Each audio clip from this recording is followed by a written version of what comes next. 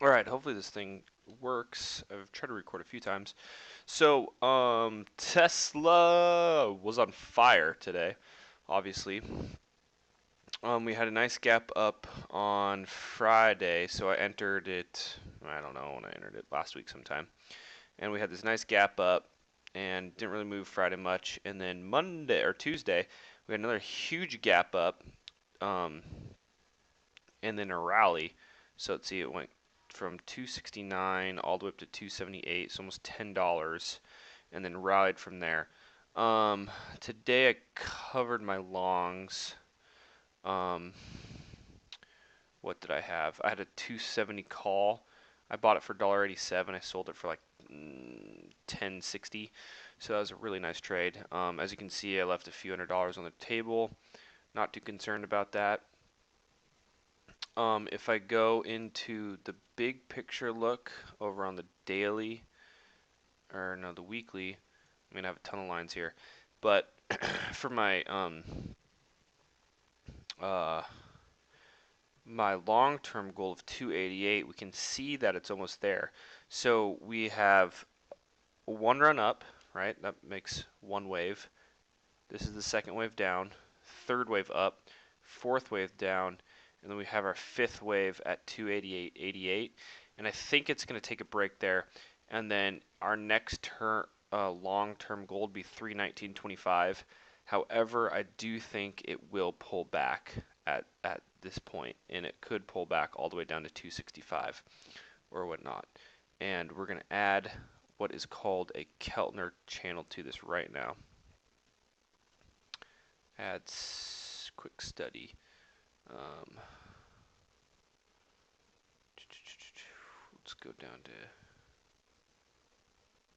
Keltner channels. All right, so the mid Keltner channel is way down there.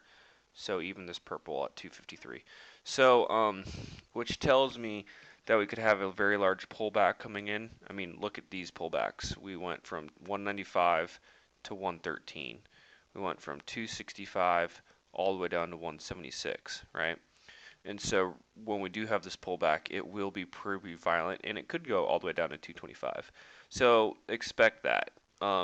So expect this 288.88 to come up here, hit it, and then we have some gaps to fill. So we have this gap to fill right here. So 272 would be a a good target to the downside, and then another target would be this green line, as it's going to still move up, but we're going to come all the way down there, crashing to this green line eventually. I don't know when, but it will happen.